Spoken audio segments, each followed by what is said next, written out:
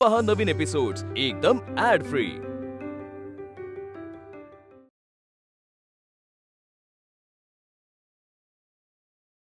कुठलाही सेनानी बघा, जेव्हा ते सशस्त्र होते तेव्हाच विजय प्राप्त झाला। शस्त्रे घडवतात ती फक्त युद्धे, या उलट शास्त्र नवी दृष्टी, जगण्याचे नवे आयाम देतात। शस्त्रे प्राण घेतात, शास्त्र जीवन घडवतं। शस्त्राची ताकदच ही आहे की आपल्या हाती शस्त्र असेल तर कुणीही आपला आवाज दाबू शकत नाही। शास्त्र हाच असा आवाज आहे जो जगण्याची दिशा ठरवतो। आगरकर बुवा, समोरून एखादा शत्रू चालून आला आणि तो तुमचा जीव घेणार असेल तर जिवंत राहण्यासाठी काय काम येईल सांगा पाहू? तुमचे हे शास्त्र का हाती असलेले शस्त्र?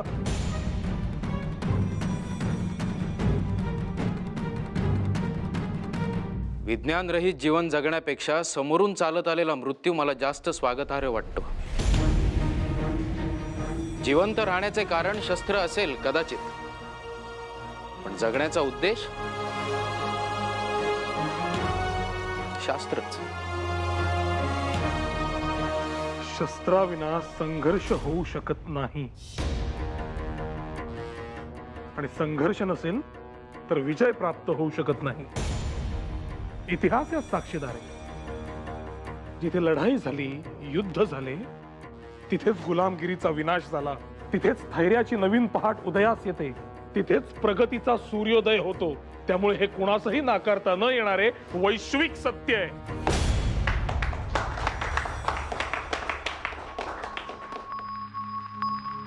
कर्वे, हा आहे आपल्या बळवंताचा अंतिम घाला। तो आगरकर बघ कसा निरुत्तर झालाय।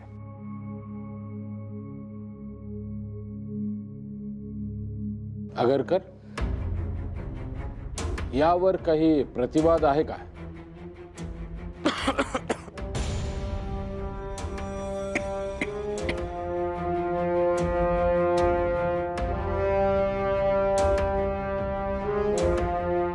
शास्त्र हाच मुळात संघर्ष आहे आणि शास्त्र हाच विजय सुद्धा। शस्त्राने वार केला जाऊ शकतो,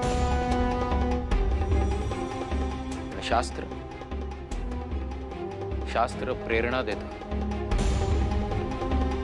शस्त्राने जन्म होतो तो सुडाचा, विजयाचा नव्हे, आणि या उलट शास्त्र शास्त्र जन्म देतं विवेकवादास।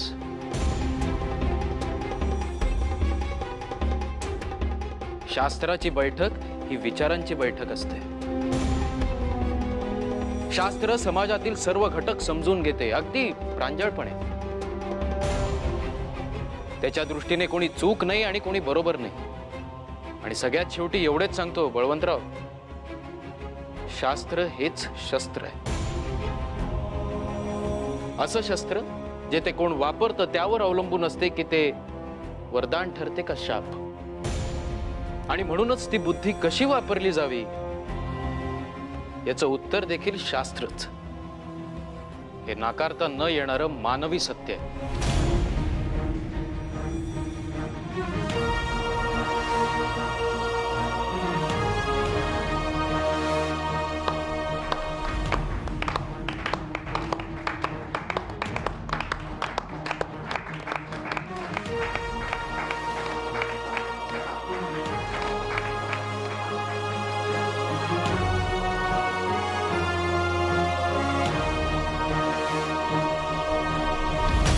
वाह, विलक्षण,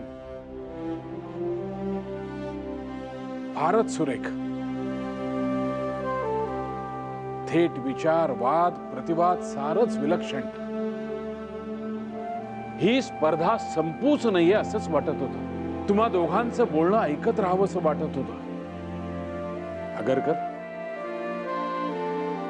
आम्हास या बळवंत टिळकाचे कौतुक आहेच,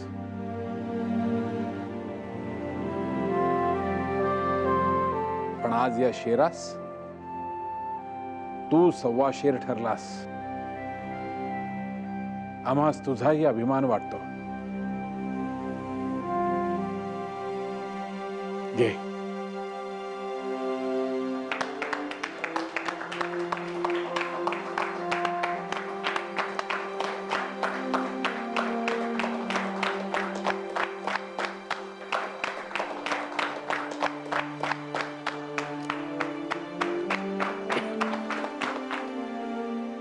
सर, आता फार विलक्षण भावना आहे.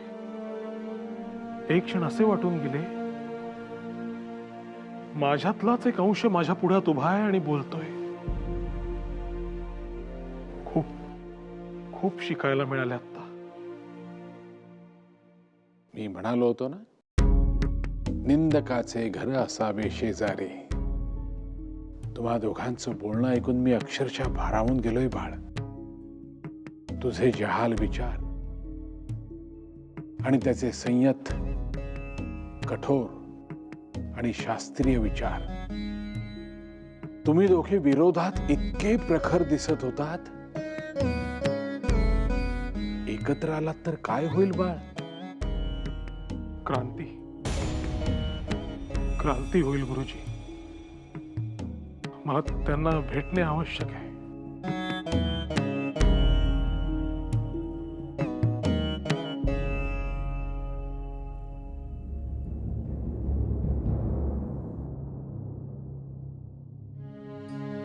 किती दिवसांनी मी अशा व्यक्तीस भेटलो ज्याच्याबद्दल प्रतिस्पर्धी असून देखील निसंकोच आदर वाटला. चंद्राचं तेज बघून जसे सागरास उधाण येते तसे त्याचे विचार आणि बुद्धिमत्ता बघून मी प्रभावित झालोय. आज प्रथमच मला मी पराभूत झालो याचा आनंद अधिक झालाय.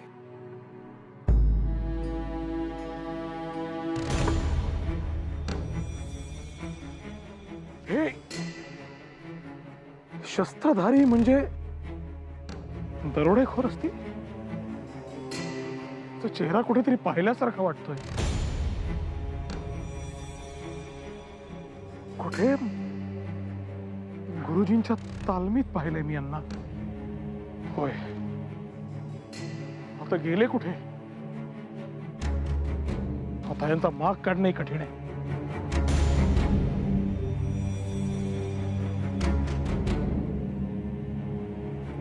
आजवर ज्या पुणे शहरात साध्या चोरीची वार्ता ऐकणं दुरापास्त होतं, तेथे आज सर्रास दरोड्यांच्या बातम्या कानावर येत आहेत.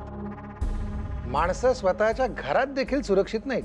हे असं भयाचं वातावरण या शहरानं यापूर्वी कधीही अनुभवलेलं नव्हतं.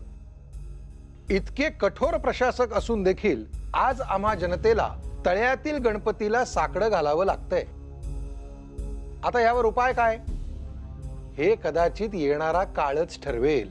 तंतोतंत खरं आहे हो. अगदी आमच्या सगळ्यांच्याच मनातले विचार आहेत हे. आज जिथे जाऊ तिथे या दरोड्यांची चर्चा होते. कोण कुठले लोक येथे, कुठली टोळी, काय यांचे उद्देश असतील, काहीही कळायला मार्ग नाही. बरं मी काय म्हणतो, या भयासुराच्या छायेमध्ये आपण किती काळ जगायचं? बरं हे शासक यांनी काही करायला नको? गोविंदराव, अहो आमचं तेच तर म्हणणं आहे. शासक हा आपला पालक सुद्धा असतो हे या सरकारला समजणार कधी? तुम्ही आमच्यावर राज्य करता म्हणजे आमची सुरक्षितता, आमची जपणूक करणं ही तुमचीच जबाबदारी नाही का? अगदी स्पष्टच सांगायचं झालं तर हे गोरे आपल्याला लुटत आहेतच. आणि त्यात आता या दरोडेखोरांची भर पडली. आपली पिळवणूक काही थांबत नाही बघा. खरंय. अहो माझ्याच ओळखीचे 3 धनिक आहेत, त्यांच्या घरी दरोडे पडले. घर पूर्ण धुवून नेलं तरी पोलिसांना दरोडेखोर काय, दरोडेखोराचं नख सुद्धा सापडलं नाही. काय सांगणार आता? नाही, हे प्रकरण जर असंच वाढत गेलं ना तर खूप मोठी नामुष्की होणार आहे गोऱ्यांची. गोविंदराव, तुमचा मुद्दा चूक नाही. हे गोरे खरोखरच जर इरेला पेटले तर अगदी पाताळात जाऊन या दरोडेखोरांना शोधून काढतील आणि संपवून टाकतील त्यांना. हे सर्व जर गुरुजींच्या कंपूद्वारे घडत असेल तर त्यांच्या जीवास धोका आहे. परंतु ते हाच मार्ग का निवडतायत? अरे बाळ, अरे तू कधी आलास? आत्ताच तुमचेच संभाषण ऐकत होतो, परंतु विषय गंभीर चालला होता म्हणून म्हटले मध्ये नको बोलूया. अरे परिस्थितीच इतकी गंभीर आहे की गप्प राहून कसं चालेल. गुरुजी, मात्र आपण ज्या दरोडेखोरांबद्दल बोलत आहात त्यांनी कुणाच्याही जीवाला काही हानी केलेली नाही. त्या अर्थी त्यांचा स्वकीयांना त्रास देण्याचा हेतू नसावा असे आपले मला वाटते. तुझा रोख माझ्या लक्षात येतोय बाळ, पण आपल्याच बांधवांच्या बाबतीत असं वागून या दरोडेखोरांना नक्की साध्य तरी काय करायचंय. आणि हे असं लपून छपून वागणं म्हणजे दरोडे नाही तर दुसरं काय आहे.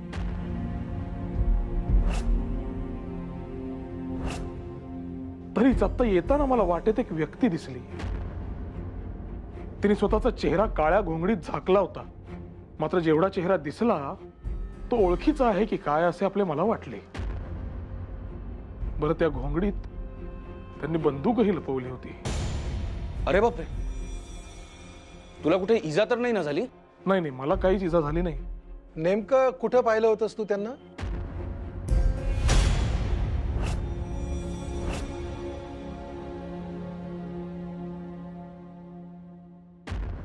काही आठवत नाही. बघितलं, आता ही दरोडेखोर मंडळी सर्रास रस्त्यावर फिरायला लागली आहेत. काय आता करायचं तरी काय यांचं? आपण काय करणार? आपण केवळ काळजीच घेऊ शकतो. बाकी सर्व लक्ष्मी केशवाच्या हाती. असो, मी आता निघतो. मला हा लेख आता जमा करायला हवा. चल बाळ, निघतो मी. चला, मी येतो आपणास सोडायला.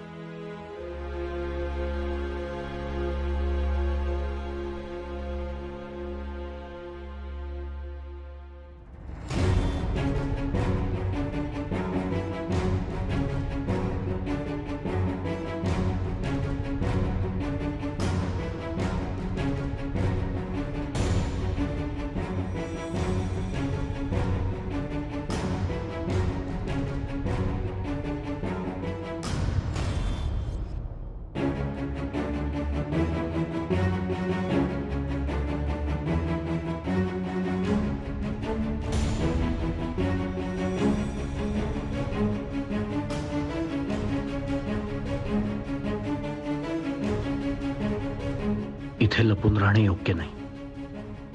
सुरक्षित ठिकाण शोधावं लागेल, नाहीतर नक्कीच पकडले जाऊ. एक सुरक्षित ठिकाण आहे.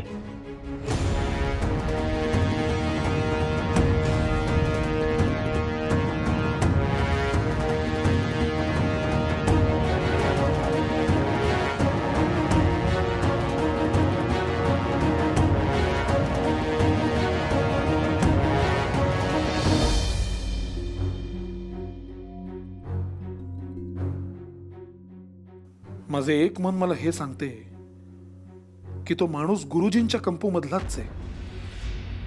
पण तसे असेल तर तो लपून छपून का जात असावा? तिथे तर कोणी इंग्रज देखील नव्हते.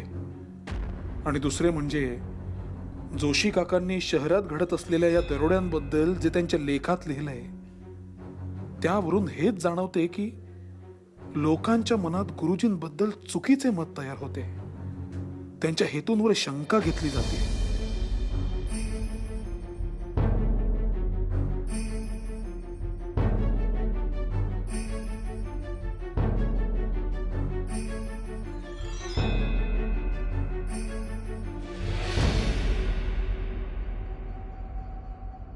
काहीतरी बिनसलंय नक्कीच.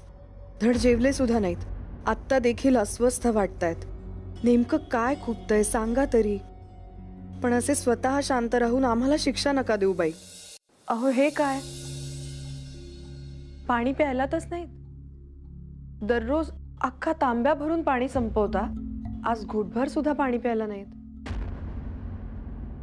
अहो सावकाश, ठसका लागेल. आणि आज जेवला सुद्धा नाहीत पोटभर. तुम्हाला आवडते म्हणून शिकरण केली तर 2 पोळ्या खाऊन उठलात पानावरून. तुमचा आहार माहित नाही का मला? काय चालू आहे मना? मला सांगा तरी किमान. भामे, माझ्या मनात नेमकं काय काय चाललंय मी कसे सांगावे तुला. कल्लोळ, वादळ, काहूर सगळं एकत्र चाललंय आणि त्यात माझी झालेली अवस्था म्हणजे कसे समजावे तुला हे.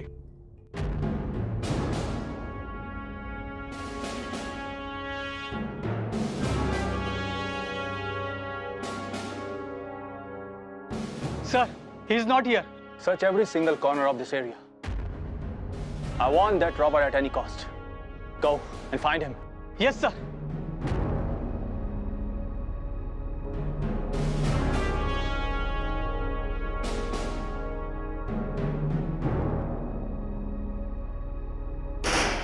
अहो, काय होतंय हे? कसला आवाज हा? थांब, मी जाऊन पाहतो, तू आज जा. नाही नाही, मी नाही जाऊ द्यायची तुम्हाला. बाहेर बंदुकांचे आवाज येत आहेत. मला काहीही होणार नाही, तू आज जा. ते काही नाही. लखोबा, अहो कुठं आहात? लखोबा. लखोबा, काय चाललंय बाहेर? कोण कोणाचा पाठलाग करतंय? काय सांगायचं, म्हणे कोणी दरोडेखोर आलेत आळीमध्ये. त्या सावकाराच्या घरात पण दरोडा घातला आणि आता कुठल्याशा घरात लपलेत. त्यांना शोधायला ते इंग्रज प्रत्येक घराची झडती घेत आहेत. म्हणजे हे इंग्रज आता जनतेच्या घरात घुसून झडती घेणार आणि त्यांना हा अधिकार कोणी दिला? अहो, हे आपल्याही घरात आले म्हणजे? मुळीच नाही. मी या घरात असताना कोणीही आगंतुक या घरात शिरणार नाही. लखोबा, घरातले सगळे दरवाजे, सगळ्या खिडक्या लावून घे. घरात कुणीही येता कामा नये. अरे बाळ, हा कसला गोंगाट चाललाय म्हणायचा? कोण आहे तिकडे? खरे दरोडेखोर.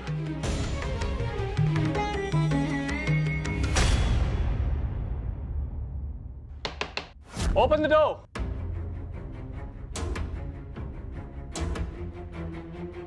Open, I say. The door will not be opened. You better get lost. How dare you to talk to me like that? Constables, open the door anyhow, or break it. अहो, अहो तुम्ही नका ना वाद घालू त्यांच्याशी. तुम्ही सांगा सासूबाई, अहो तुम्ही तरी सांगा ना त्या. तुम्ही कुणीही आता मध्ये पडू नका. पुरे करा आता. मी आता हे दार उघडणार आहे. काका, का आपण कायम कच खायची? तुम्ही कायम नमते का घेता यांच्या समोर? बाळ, विनाकारण त्रागा करून काही हाती येणार आहे का? अरे मला त्याचं म्हणणं तर ऐकून घेऊ दे. म्हणजे या गोऱ्यांचे म्हणणे ऐकून घ्यायचे माझ्याच्याने अशक्य आहे. अरे बाबा, तुझ्याच्यानं अशक्य असेल तर असू दे, पण मला तर ऐकून घेऊ दे काय झालंय नेमकं. चल हो बाजूस. अहो, तुम्ही आत व्हा.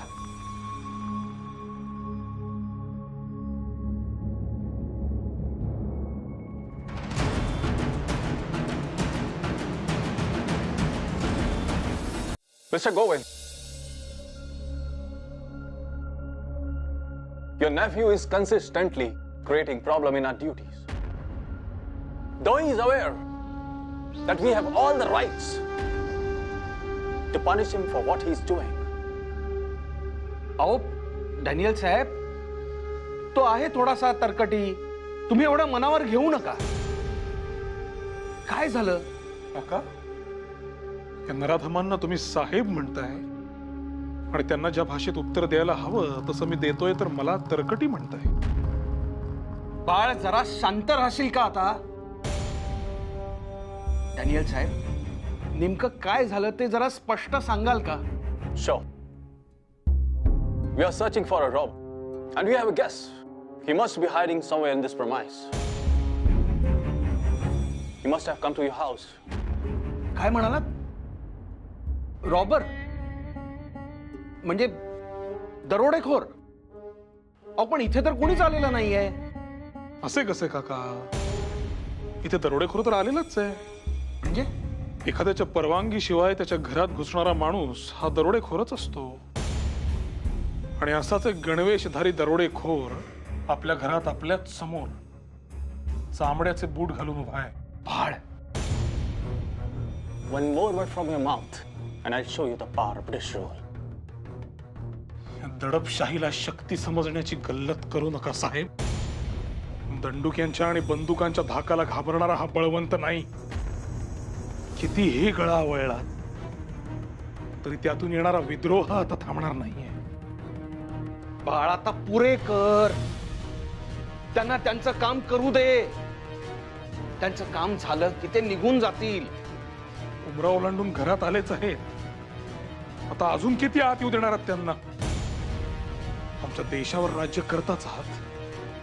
आता ही असली कारण देऊन आमच्या माझ घरात घुसू देणार नाही.